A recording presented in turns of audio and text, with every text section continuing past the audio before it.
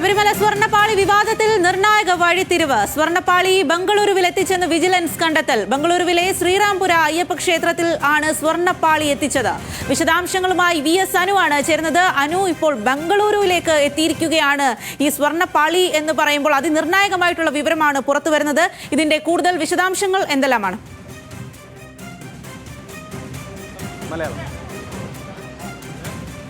സ്വാതി, ശബരിമലയിലെ ദ്വാരപാലക വിഗ്രഹങ്ങളുമായി ബന്ധപ്പെട്ട അതിൻ്റെ സ്വർണ്ണപ്പാളി ബാംഗ്ലൂരുവിൽ എത്തിച്ചു എന്നുള്ള ഏറ്റവും പുതിയ വിവരമാണ് ഇപ്പോൾ പുറത്തേക്ക് വരുന്നത്. ഇതുമായി ബന്ധപ്പെട്ട് വിജിലൻസിന് കൃത്യമായ വിവരം ലഭിച്ചിട്ടുണ്ട്.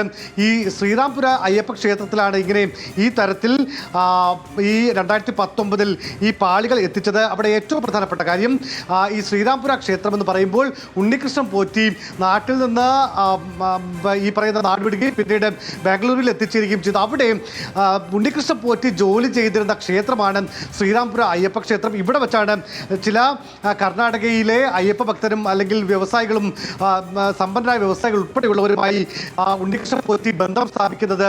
ഈ ക്ഷേത്രത്തിലേക്കാണ് ഈ പറയുന്ന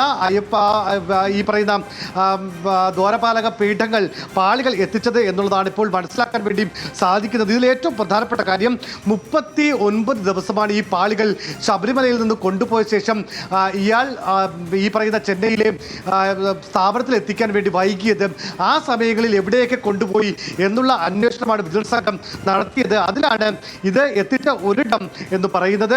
അത് ഈ പറയുന്ന ബംഗളൂരു ശ്രീറാംപുര അയ്യപ്പ ക്ഷേത്രമാണ്. എന്തിനാണ് അവിടെ എത്തിച്ചത്? അവിടെ ഈ അയ്യപ്പ ഇതുമായി ബന്ധപ്പെട്ട പൂജകൾ നടത്തിയിട്ടുണ്ടോ, അല്ലെങ്കിൽ ഏതെങ്കിലും തരത്തിലുള്ള ഈ പറയുന്ന ആളുകളുടെ ഭക്തി വിൽപ്പന നടത്തുന്ന തരത്തിലേക്ക്, അല്ലെങ്കിൽ ഏതെങ്കിലും തരത്തിൽ അവരുടെ പൈസ വാങ്ങിക്കൊണ്ട് അവർക്ക് ദർശനം നടത്തിയോ എന്നതടക്കമുള്ള കാര്യങ്ങൾ വിജിലൻസ് പരിശോധിക്കുന്നുണ്ട്.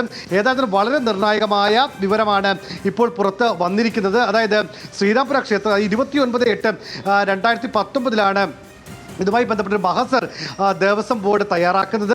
അതിന് മുമ്പായി തന്നെ ഈ 39 ദിവസത്തിന് മുമ്പായി തന്നെ ഈ പറയുന്ന ദ്വാരപാലക വിഗ്രഹങ്ങളുടെ പാളികൾ ബംഗളൂരുവിലെ ശ്രീറാംപുര അയ്യപ്പ ക്ഷേത്രത്തിലും എത്തിച്ചിരുന്നു എന്ന വിവരമാണ് ഇപ്പോൾ ദേവസ്വം വിജിലൻസിന് ലഭിച്ചിരിക്കുന്നത്. സ്വാതി, VS അനു, എന്തായാലും ഏറെ നിർണായകമായിട്ടുള്ള വിവരം തന്നെയാണ്, പ്രത്യേകിച്ചും ഈ ഒരു വിഷയത്തിൽ ഈ ഒരു സമയത്ത് ഇങ്ങനെ വരുമ്പോൾ അറിയാൻ കഴിയുന്നത്. എന്തായാലും മന്ത്രി നേരത്തെ പ്രതികരിച്ചത് ഇക്കാര്യത്തിൽ ദുരൂഹതയുണ്ട്, പ്രത്യേകിച്ചും ഉണ്ണികൃഷ്ണൻ പോറ്റിയുടെ ശബരിമലയിലെ സാന്നിധ്യത്തിലും പ്രവർത്തികളിലും ദുരൂഹതയുണ്ട് എന്നുള്ള കാര്യം മന്ത്രി തന്നെ വ്യക്തമാക്കിയിരുന്നു. അപ്പോൾ അത്തരം കാര്യങ്ങളിൽ കൂടുതൽ വ്യക്തത വരികയല്ലേ ഇതിലൂടെ?